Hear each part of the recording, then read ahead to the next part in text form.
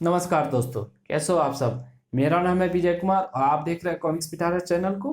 दोस्तों, अगर आप इस चैनल पर नए हैं या अभी तक हमारे चैनल को सब्सक्राइब नहीं किया है, प्लीज़ हमारे चैनल को सब्सक्राइब कर दें और साथ में लगे बेल आइकन को जरूर प्रेस कर देना, ताकि मैं जब भी इस चैनल पर नई वीडियो अपलोड करूंगा उसकी नोटिफिकेशन आपको सबसे पहले मिलेगी और आप मेरे वीडियो को सबसे पहले देख पाएंगे। तो चलिए, कोबी और भेड़िया की शानदार कॉमिक्स को शुरू करते हैं, जिसका नाम है जंगल पार। देख सकते हैं इसका कवर पृष्ठ कुछ इस तरह का है। जंगल के जल्लाद कोबी और भेड़िया का रोमांचक कॉमिक जंगल पार। परग्रहियों की खोज में इंसान के कदम चांद पर जा पहुंचे हैं और नजर मंगल तक, लेकिन रहस्य ना चांद का सुलझा है न मंगल का। इंसान ने पृथ्वी को भी खूब खंगाला है। सुई से लेकर परमाणु बम तक सभी वस्तुएं इसी भौगोलिक खोज खंगलाहट का ही नतीजा है।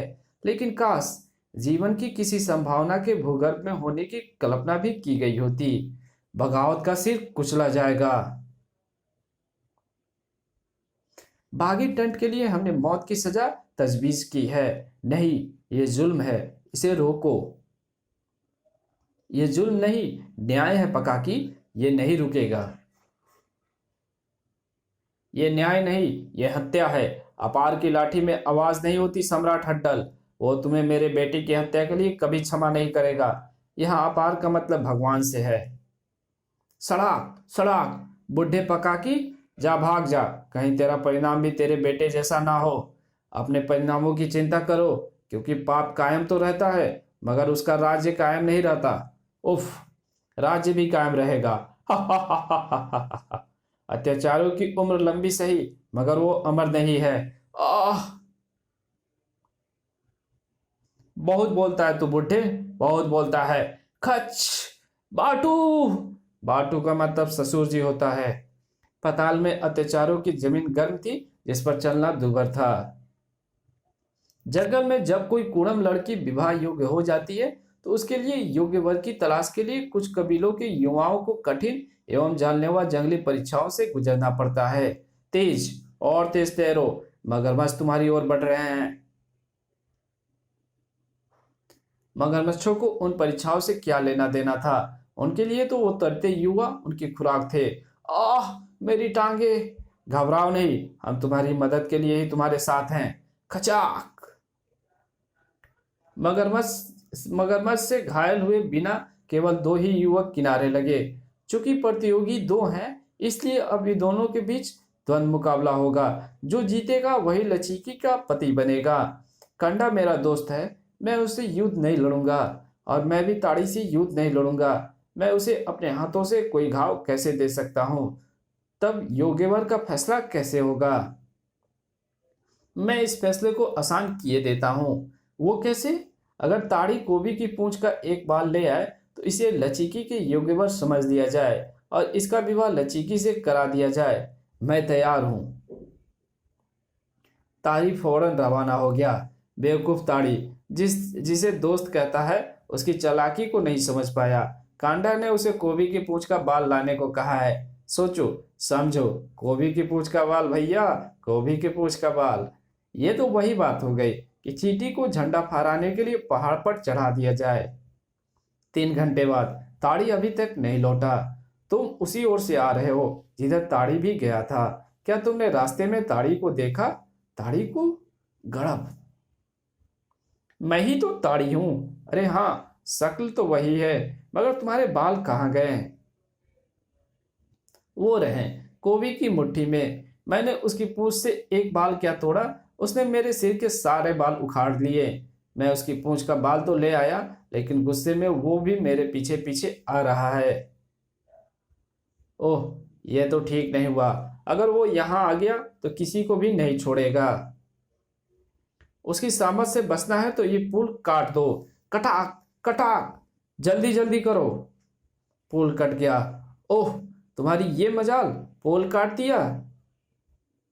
को भी उस स्थिति से बचने के लिए कुछ सोच या कर पाता, उससे पहले ही उसका शरीर हवा में झूल गया। हम्फ, अब हमारे पास इतना समय है कि हम कबीला खाली करके किसी सुरक्षित स्थान पर चले जाएं। लेकिन लचीकी तो मुझे ही मिलेगी ना सरदार। तुम ये कैसे साबित करोगे कि जो बाल तुम लाए हो वो कोबी का ही है? जंगल में अक्सर लकहारे लकड़ियां काटने पहुंचते हैं। जैन, लकड़ियां कट गई या नहीं? जल्दी कर, सांझ घिर रही है। कट, कटाक। सांस तो घिर ही गई थी, जंगली युवतियां भी घिर गई थी। अरे, ये क्या? ये तो पूंछ जैसी है। किसकी है? ये तो हमें बांध रही है। इतनी लंबी पूंछ तो जंगल में एक की ही है। पूंछ ने उन्हें एक स्थान पर ला पटका। धाड़। को भी, हमें ऐसे बांध कर क्यों लाया? आह, वो तो कहीं दिखाई नहीं पड़ रहा। पूंछ इस ओर इशारा कर रही है। वो देखो, को भी कीचड़ में घुसा हुआ है, कीचड़ में धंसा हुआ है। जंगली युवतियों ने किसी प्रकार खोद खोद कर कोबी को कीचड़ से बाहर निकाला। गलप। धाड़।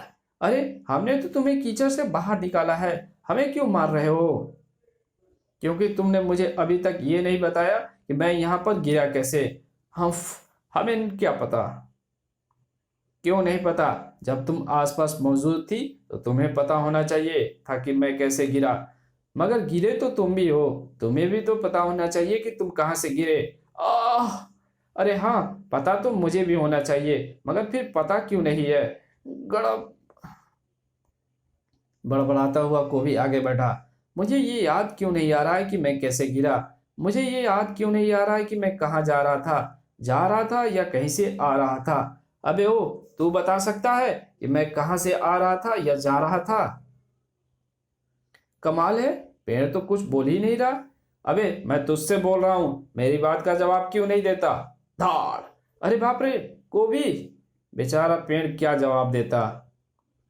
कोभी किसी का नखरा बर्दाश्त क्यों करे? नहीं बोलता तो मत बोल, पड़ा सड़ता रहा। अब वहां, मैं किसी और से पूछ लूंगा। कमाल है, कोभी पेड़ से पूछ रहा था। क्या उसे ये नहीं पता कि पेड़ बोलते नहीं? ताड़ी की निगाहें कोभी पर पड़ चुकी थी। तू बता, तूने जरूर मुझे आते या जाते देखा होगा। कोभी ने नजर बट्टू पुतले की गर्दन पकड़ ली है। अब वो उससे पूछ रहा है। कमाल है, यहाँ तो कोई बोलता ही नहीं है। ओह, कोभी ने उसे भी उखाड़ फेंका है। ओह, वो बकरी से पूछ रहा है। तू कौन है, पहले अपना नाम बता। मैं। अरे वाह, ये तो बोल रही है। कम से कम इसने अपना नाम तो बताया। अब मुझे भी इसे अपना नाम बताना चाहिए। मगर मेरा नाम क्या है? मैं कौन हूं? क्या तुझे पता है मेरा नाम? मैं।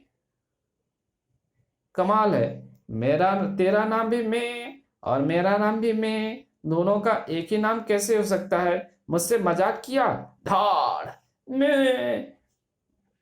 ओह, इसका मतलब सिर के बल नीचे गिरने से कोई अपनी याददाश्त भूल गया है।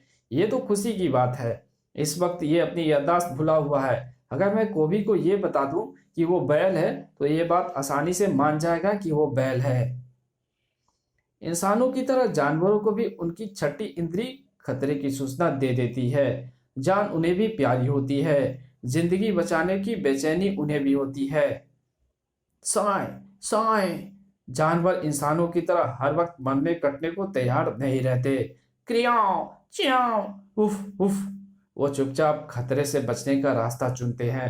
यथासंभव उनकी चेष्टा होती है कि खतरे की जगह से हट जाएं और इससे कहीं भी कायरता का भाव नहीं होता है। मगर कभी कभी खतरा एकदम सिर पर आ धमकता है। तो गजाखों की गंध मुझे मिल ही गई तुम्हें। फिर तो तुम समझ ही गए होगे कि अब इस हाथी टोल को कोई भी हाथी बचकर नहीं भाग पाएगा। क्र्याओ, क्र्याओ। हाथियों ने बचने की कोशिश तो बहुत की थी, मगर गजाखों ने शायद सच ही कहा था। गजाखों को चाहिए गजमुक्ता। धमाक। क्र्याओ। और गजमुक्ता मुझे मिलेगा तुम हाथियों के मस्तकों को भेदने के बाद। लेकिन जैसे प्रत्येक सीप में मोती नहीं होता, उसी तरह प्रत्येक हाथी के मस्तक में गजमुक्ता नहीं होता, जो कि मुझे चाहिए।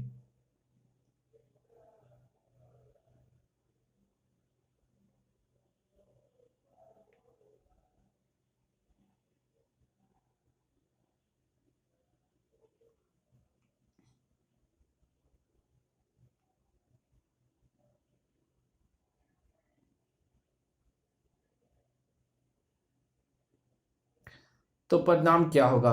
कत्लेआम। उफ, ये कत्लेआम है। हाथियों को उनके बहुमूल्य दांतों के कारण मारा जाता है भेड़िया, लेकिन ये कत्ल किस मकसद से किए गए हैं? क्योंकि किसी भी हाथी के दांत टूटे हुए नहीं है। प्रत्येक हाथी के मस्तक पर गंभीर चोट करके उसे मारा गया है। बहुत ही नृशंस तरीके से मस्तक को क्यारी की तरह खोद डाला गया है। मासूम बच्चों को भी नहीं बख्शा। फूजो बड़बड़ाया, गजमुक्ता? भेड़िया चौंका। गजमुक्ता?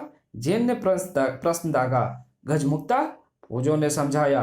गजमुक्ता अखरोट जितना बड़ा एक नायाब एवं दुर्लभ मोती होता है।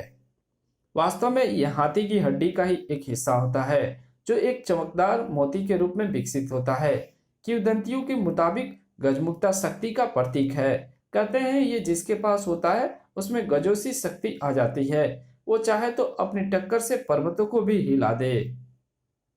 मगर उसकी तलाश का सिर्फ एक ही तरीका है, और वो तरीका वही है जिसे इस वक्त वो अज्ञात हत्यारा अपनाए हुए है। पानी की खोज के लिए जिस प्रकार गड्ढे खोद खोद कर देखने पड़ते हैं, ठीक उसी प्रकार गजमुक्ता की खोज के लिए हाथियों के मस्तक खोद खोद कर देखने पड़ते हैं कि वहां पर गजमुक्ता विकसित हुआ है या नहीं। अगर कोई एक गजमुक्ता को पाने का प्रण कर ले तो वो हाथियों की लाशों के ढेर लगाए बिना उसे नहीं पा सकता। तब भी क्या गारंटी है कि गजमुक्ता उसे मिलेगा ही? उसकी कोई गारंटी नहीं है। मगर किसी के जुनून का भी कोई अंत नहीं। अरे भेड़िया कहाँ गया और कहाँ जाएगा? खुखारता लाने, हिंसकता लाने, जुनून लाने, वो कठोरता लाने जो कोबी के भेड़िया से अलग होने की होते ही इंसानियत के नीचे दब गई थी। और अगर मैंने हाथी हत्यारे को मौत की सजा नहीं दी तो ये उन बेजुबान हाथियों पर जुल्म होगा जिनको उस राक्षस ने पूर्ण व्यवस्था के साथ मार डाला है। गजाखू और उसके दरिंदे साथियों के पांवों द्वारा कुचली मसली हुई झाड़ियों का पीछा करते हुए भेड़िया ने जब गजमुख नामक उस हाथी बहुल क्षेत्र में प्रवेश किया तो आज भले ही मेरी आधी ताकत कोबी के रूप में मेरा जिस्म छोड़ चुकी है, लेकिन मेरी आधी ताकत आज भी मेरे साथ है। और वो ताकत है जो गुरुराज भाटकी ने मुझे आत्मरक्षा के लिए दी थी। द्वंद्व की ये ताकत हिम्मत और दिमाग से जुड़कर अत्यंत शक्तिशाली हो जाती है। तब शत्रु 1 हो या 100 कोई फर्क नहीं पड़ता। जिस्म चुस्ती से उठता है, हाथ फुर्ती से चलता है। धार। इस कॉमिक्स को यहीं पे खत्म करते हैं। इसके आगे की कहानी पढ़ेंगे इसके नेक्स्ट पार्ट में, तो आप नेक्स्ट पार्ट को जरूर देखिएगा। और चैनल पे नए हो तो प्लीज सब्सक्राइब कर देना और वीडियो को लाइक कर देना, और जहां शेयर करने की जरूरत हो वहां पे इसको शेयर कर देना। Thank you.